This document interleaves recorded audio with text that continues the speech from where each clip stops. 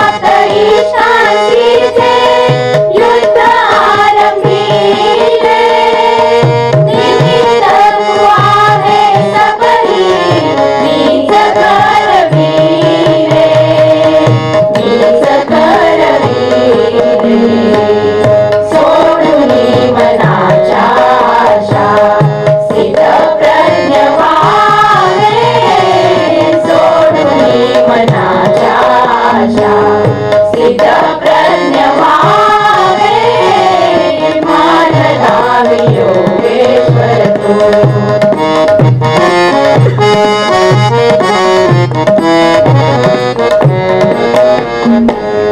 दुसऱ्या अध्यायी हे सांगे कृष्ण अर्जुनाचा दुसऱ्या अध्यायी हे सांगे कृष्ण अर्जुनाचा मन शुद्ध शांत असावे समतोल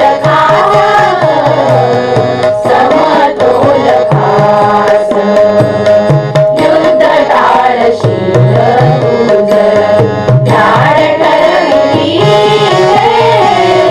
युद्ध टाळशील तुझ ध्यान ठरविली मार्ग दावी योगेश्वर तो योग्य कर्म कोणते मार्ग दावी योगेश्वर तो योग्य कर्म कोणते मार्ग दावी योगेश्वर भगवंत म्हणतात, अर्जुना, जीवन हेच कर्म आहे. जन्म म्हणजेच कर्माचा आरंभ आहे आणि म्हणूनच मृत्यू वाचून त्याला पूर्ण विराम नाही. मात्र त्याच्या पाशातून सुटण्याची एक युक्ती आहे. ती म्हणजे कर्तृत्वाचा अहंकार ठेवायचा नाही आणि कर्मफळाची आसक्तीही ठेवायची नाही. भगवंत पुढे म्हणतात, अर्जुना, तू लोकसंग्रहार्थ कर्मे कर. लोकसंग्रह म्हणजे ज्यामुळे लोकांची उन्नती होईल आणि त्यांचा पुरुषार्थ जागृत होईल आणि पर्यायाने जनहित साधले जाईल. या सर्व भावना पुढील गीतात शब्दबद्ध आहे. काम करावे योग वृत्तीने समजून घ्या वचनाला समाज हित हे ध्यानी घ्यावे समाधान आपल्याला समाधान आपल्याला. ऐकूया. काम करावे योग वृत्तीने समजून घ्या वचनाला समाज हित हे ध्यानी घ्यावे समाधान आपल्याला. काम करावे योग वृत्तीने समजून घ्या वचनाला समाज हित हे ध्यानी घ्यावे समाधान आपल्याला.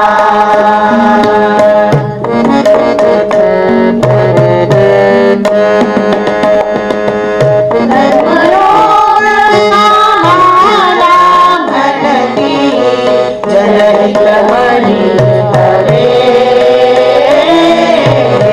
स्वार्थासाठी नसो कदापि चिंतन सदा हवे. इंद्रिय शोधुनी चिंतन करीची मनात विषयांचे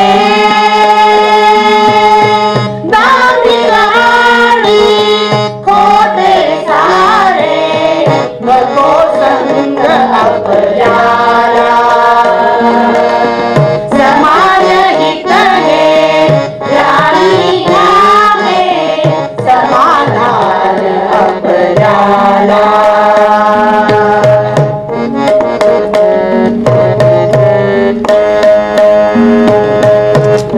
हरेची कामे करीती समाज आधारे लोकसंग्रह नाव दयाचे काम करीती सारे. काम करणे नसे पुरेसे योग वृत्ती असू दे. मातृभूमी आणि समाज आपुला भान हवे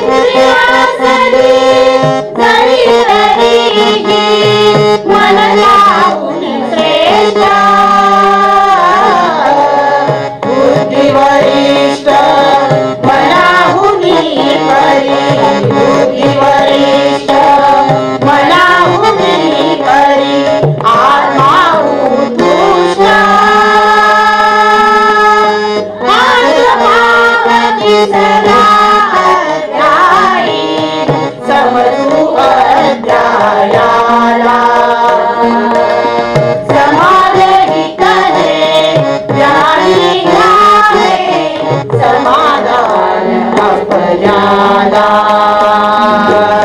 समाधान आपल्याला समाधान आपल्याला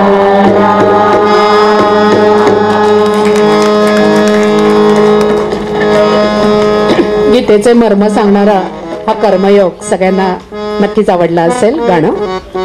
अध्याय 4 ज्ञान कर्म संन्यास योग. तिसऱ्या अध्यायात जो कर्मयोग सांगितलेला आहे त्याचे अनादित्व सांगण्यासाठी भगवंत स्वतःच या म्हणजे 4थ्या अध्यायाला सुरुवात करतात. भगवंत म्हणतात, माणूस आत्मकेंद्रित न होता आसक्तीरहित जीवन जगतो. सारं काही परमेश्वराचं आहे हे ओळखून फळाची आशा सोडून कर्म करतो, तेव्हाच त्याचं जीवन यज्ञ होऊन जातं. परमात्म्याला समर्पित केलेलं कर्म म्हणजेच यज्ञ. त्याचा करता परमात्मा, करणारा मी केवळ निमित्त. अशा भावनेनं केलेली कर्म ही आपोआप होतात, मुद्दाम करावी लागतच नाही. केलेली प्रत्येक क्रिया ब्रह्मरूप होऊन जाते. पर्यायानं मनशांतीही मिळते, चिंतामुक्ती प्राप्त होते. या सर्व भावना अतिशय सुंदरपणे शब्दबद्ध केल्या. सदाचार न्याय नीती सत्य वचन धर्म दावितात वर्तनातुनी थोर खरा धर्म थोर खरा धर्म. ऐकूया.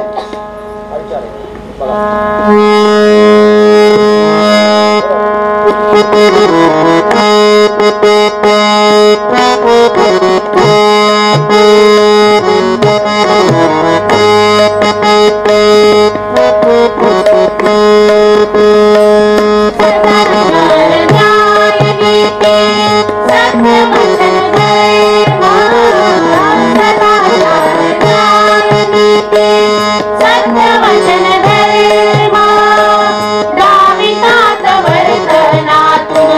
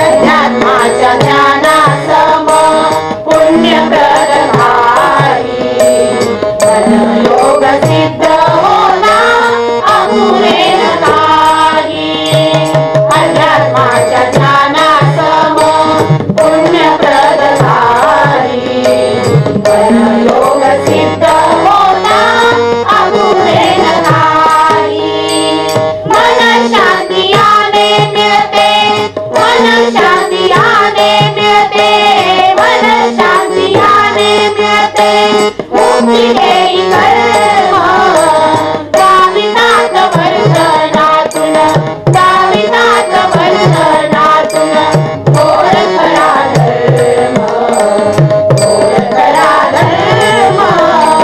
सदाचार न्याय नीती सत्यवचन धर्म सदाचार न्याय नीती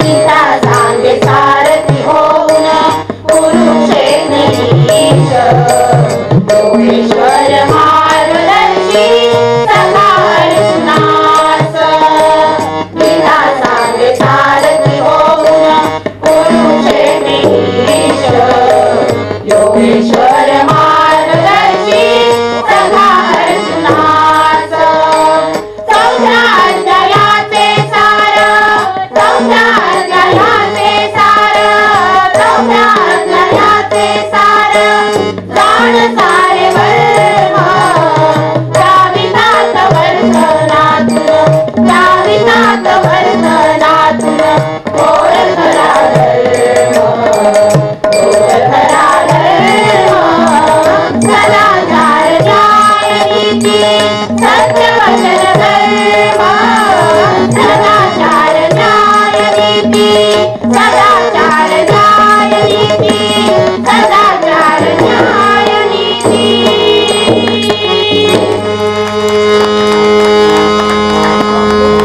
की श्रोत्यांमधील काही जण सुद्धा आपल्या परीने चालीवर म्हणण्याचा प्रयत्न करतायत. यातच आगाशे सरांच्या गीताची रचना आणि त्याला लावलेल्या चाली, मला वाटतं याचा गोडवा आणि याच्या यशाचं रहस्य यातच आहे. धन्यवाद त्यासाठी. अध्याय 5 कर्म संन्यास योग.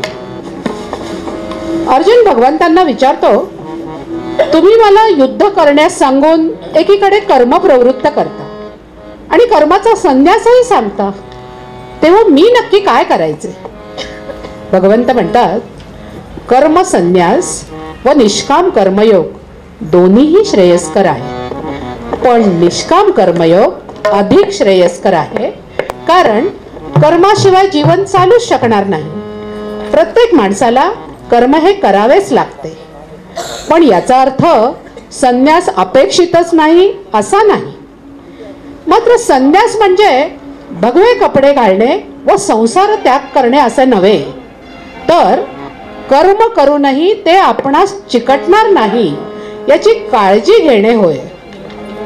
पण कर्माच्या कर्तेपणाचा त्याग करण्याऐवजी फलाशा न करता निष्काम कर्मयोग करणे हे केव्हाही अधिक योग्य आणि श्रेयस्कर होय. थोडक्यात काय, तर केलेल्या कर्माविषयी अहंकार अभिमान न बाळगता विकारांना जिंकून सदाचारी ठेवावे. कोणत्याही प्रसंगात मनाने शांत शुद्ध व समतोल राहावे असा संदेश भगवंतांनी आपणा सर्वांना या अध्यायात दिला आहे. शब्दबद्ध केले गीत. षड्रिपूंना जिंके तो सत्व गुण जासी, सदाचारी वर्तन तोची आवडे ईशासी, तोची आवडे ईशासी.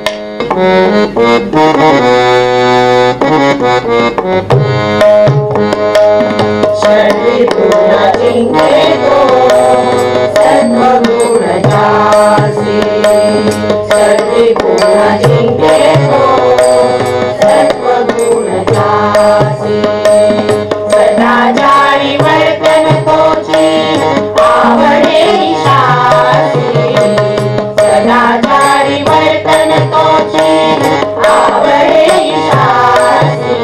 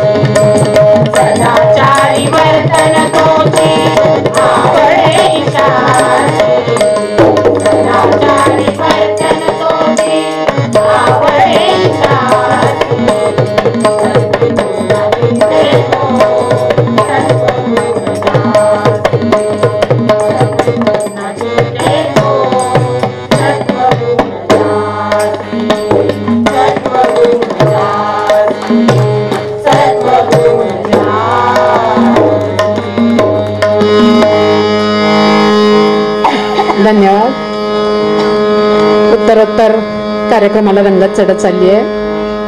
अध्याय 6 आत्मसंयम योग. मनाचं सामर्थ्य वाढविण्यासाठी भगवंतांनी अर्जुनाला ध्यान योगाचा उपाय सांगितला, पण त्यासाठी मनाची एकाग्रता हवी. अर्जुन म्हणतो, मन अत्यंत चंचल आहे, ते एकाग्र करणे कठीण आहे. तेव्हा भगवंत सांगतात, चंचल मनाला केवळ अभ्यासानं आणि वैराग्यानंच वश करता येते. मन स्थिर करण्यासाठी विवेकाने प्रयत्न करणे म्हणजे अभ्यास. मनावर ताबा असणं म्हणजे स्वतःच्या इच्छेनं त्याला गतिमान किंवा गतिहीन करता येणं, आणि हे प्रयत्नानं आणि अभ्यासानंच करावं लागतं. मन ताब्यात ठेवण्यासाठी त्याच्यावर चिडून चालत नाही, पश्चात्तापाचाही उपयोग नाही. तेव्हा त्याला खुशाल मोकळं सोडावं, मात्र आपण त्याला साथ देऊ नये. त्याची लीला अलिप्तपणाने पाहत राहावी. मनाला हळूहळू अभ्यासानं शांत करून परमात्म्याच्या ठिकाणी न्यावं, असं सांगून पुढे आणखी एक महत्वाची गोष्ट भगवंत सांगतात. ती म्हणजे एवढं केल्यानंतर एका परमात्म्याखेरीज दुसऱ्या कशाचंही चिंतन करू नये. आणि हाच भाव शब्दबद्ध केला आहे पुढील गीतात. मन जिंकणे हे कठीण वाटे अर्जुनास, मान्य कृष्णासी परी सांगे मार्ग अर्जुनास, सांगे मार्ग अर्जुनास. मला एक फक्त सांगायचंय, जसं आपण सगळी गीतेतली गाणी ऐकता आहात रसिकतेने, जसे ती गेय आहेत, मला वाटतं तसं निवेदनही रसाळ आहे. आणि जसं गाणे ऐकता तसं तुम्ही निवेदन पण ऐकता आहात मला वाटतं.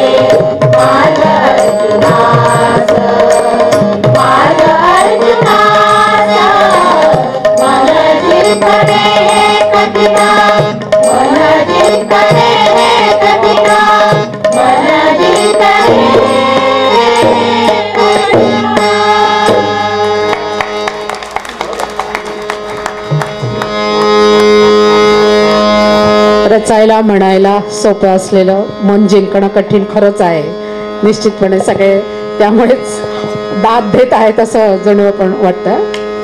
पुढील अध्यायाकडे वळूया. अध्याय 7वा, ज्ञान विज्ञान योग. भगवंतांनी प्रकृतीचे 8 भाग सांगितले आहेत. पृथ्वी, आप, तेज, वायू आणि आकाश ही पंचमहाभूत आणि अहंकार, बुद्धी आणि मन ही बाकीची 3. यातील तेज हे आधारभूत तत्व आहे.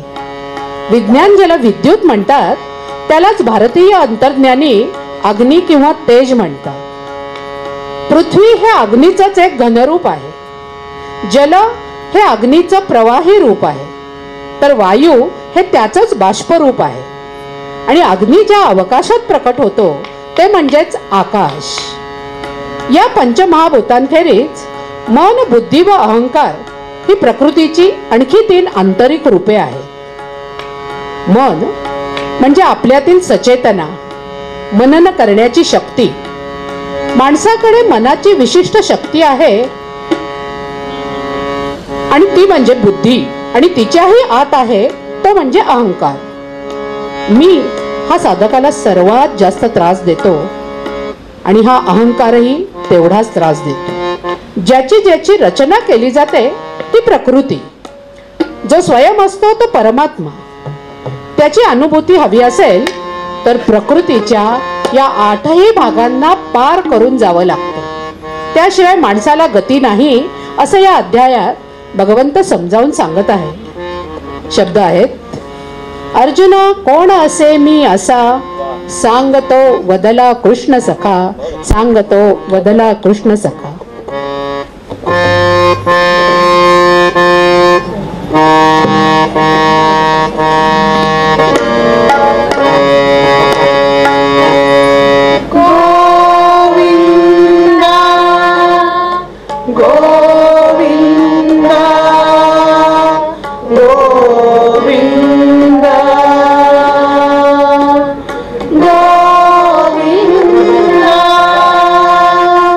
Go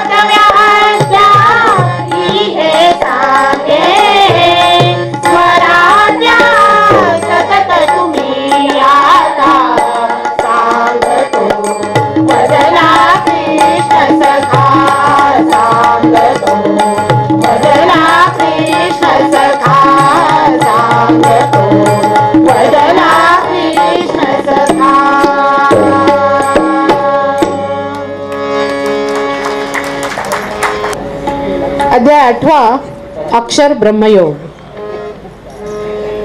भगवान श्रीकृष्ण सांगतात ओम हे एकाक्षर ब्रह्म आहे आणि ते माझंच रूप आहे, म्हणून माझं चिंतन करीत जा. जो माणूस देह टाकतो तो मद्रूप होतो, परमगतीला पावतो, जन्म मरणाच्या भवचक्रातून मुक्त होतो. पण मनात येतं त्या आसन्न मरण विकलांग अवस्थेत माणसाला ओंकाराचं स्मरण कसं बरं सुचावं. तर भगवंत म्हणतात, ज्यानं माझं आयुष्यभर अखंड स्मरण केलं, जन्मभर माझी सेवा केली, भक्ती केली, त्याचा मी ऋणी झालेला असतोच ना, म्हणून अशा वेळी मीच त्याची सेवा करतो. या आश्वासनाने अंतःकाळचं भय नाहीसं होतं, हायसं वाटतं. परंतु त्यासाठी भगवंतांनी सांगितलेली अट मात्र लक्षात ठेवायला हवी. ते म्हणजे आपण खऱ्या अर्थाने त्याचं व्हायला हवं. प्रत्येक श्वासात त्याचंच स्मरण हवं. या देहात असताना नित्य निरंतर त्याचंच चिंतन हवं. तेव्हा आपण सगळ्यांनी काय करायचं तर एवढंच करायचं, स्वरूपी राहायचं पण त्याचं व्हायचं. हा भाव शब्दबद्ध केला आहे.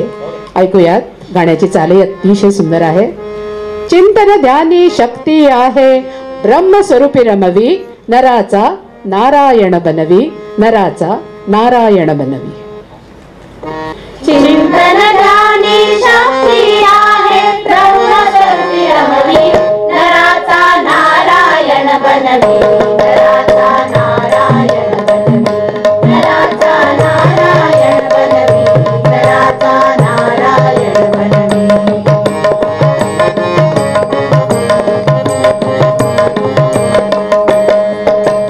दुःखाने भरलेले जीवन पुन्हा नको आता, दुःखाने भरलेले जीवन पुन्हा नको आता. जन्म मरणाच्या फेऱ्यातून मुक्ती हवी आता, जन्म मरणाच्या फेऱ्यातून मुक्ती हवी आता. ईश्वर चरणी सर्व समर्पण हीच तयारी हवी, नराचा नारायण बनवी, नराचा नारायण बनवी.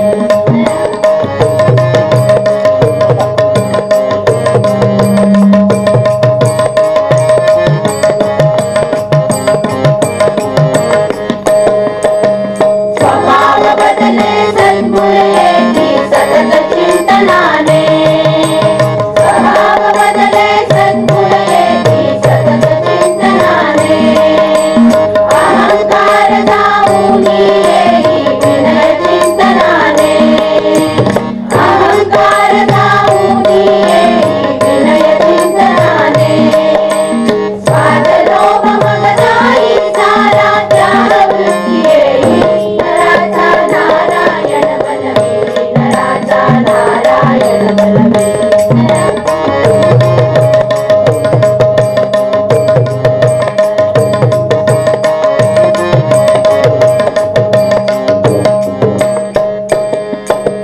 कठोर वाणी जाऊन त्याची मधुभाषी होई, कठोर वाणी जाऊन त्याची मधुभाषी होई. चिंता वृत्ती सरते त्याची दुःख मुक्त होई, चिंता वृत्ती सरते त्याची दुःख मुक्त होई. प्रसन्न आणि शांत चित्त हे गुण त्या समयी, नराचा नारायण बनवी, नराचा नारायण बनवी.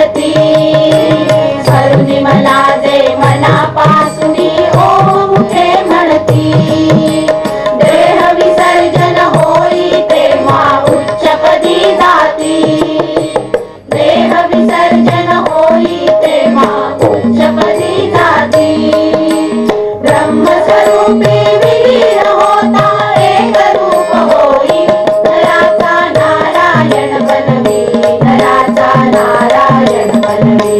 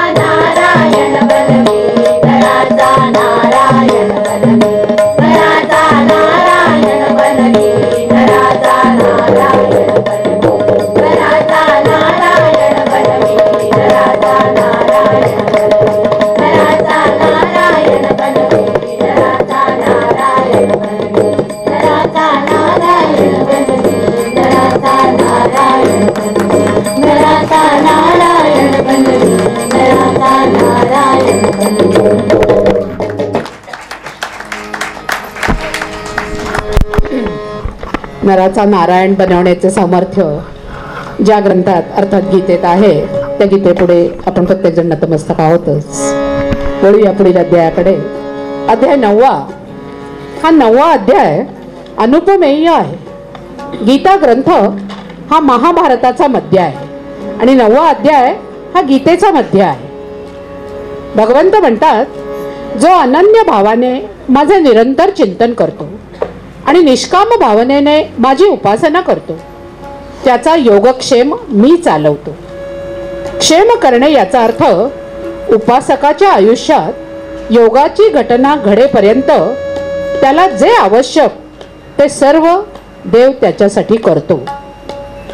परमेश्वर भक्तांचं क्षेम करतो, तसाच तो त्यांच्या योगाचीही चिंता करतो. योग सांभाळतो म्हणजे प्रभूच भक्ताला शोधत येतो.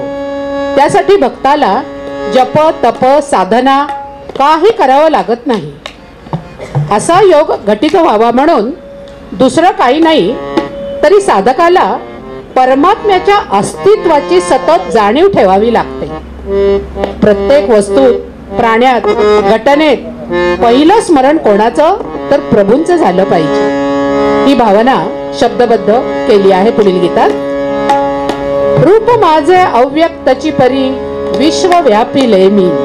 रूप माझे अव्यक्तची परी विश्वव्यापी मी. सर्व भूत मात्रामध्ये वसे नेहमी मी.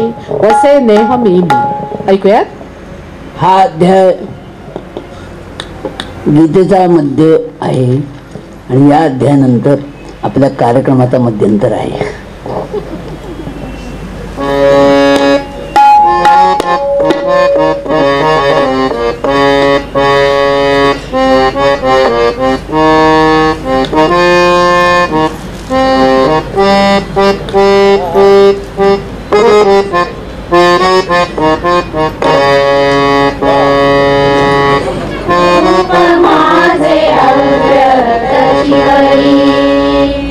विश्वव्यापी रे मी.